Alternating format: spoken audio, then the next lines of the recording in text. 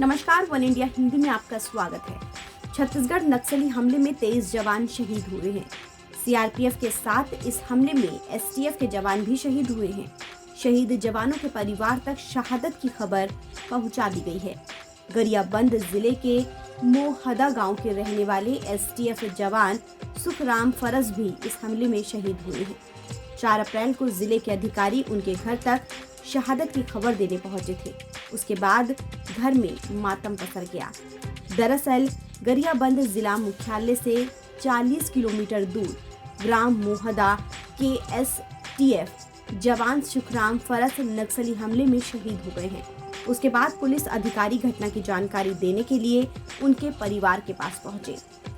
सुखराम फरस 2 भाइयों में दूसरे नंबर पर थे। पत्नी और बच्चा गांव में घटना की जानकारी मिलते ही परिवार में चीख पुकार मच गई। आपको बता दें, एसटीएफ जवान सुखराम फरस की 1.5 साल पहले ही शादी हुई है। अभी 1 साल का बच्चा है। पति की शहादत की खबर मिलते ही पत्नी दहाड़ मार कर रोने लगी। घर की महिलाएं उन्हें संभालने में लगी थी। वो कुछ बोल भी नहीं पा रही थी। 1 साल की मासूम बेटे को गोद में लेकर रोए जा रही थी। वहीं घर के लोग उन्हें सांत्वना देने में लगे थे। शहीद की पत्नी बार बार बेसुध होए जा रही थी। बता दें, बेटे की शहादत की खबर लेकर आए अफसरों के बीच में सुखराम फरस के पिता मौन बैठे थे। वो भी कुछ बोल नहीं पा रहे थे। बहू की चित्कार सुन आंगन के बीचों बीच कुर्सी लगाकर चुपचाप बैठे थे। गांव के लोग सांत्वना देने के लिए वहां पहुंच रहे थे।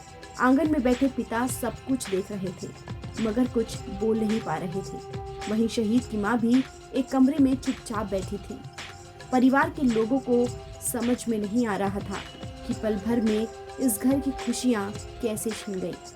गौरतलब है कि शहीद के छोटे भाई तुकाराम ने कहा कि भाई देश के लिए शहीद हुआ है। हमें उसकी शहादत पर गर्व है।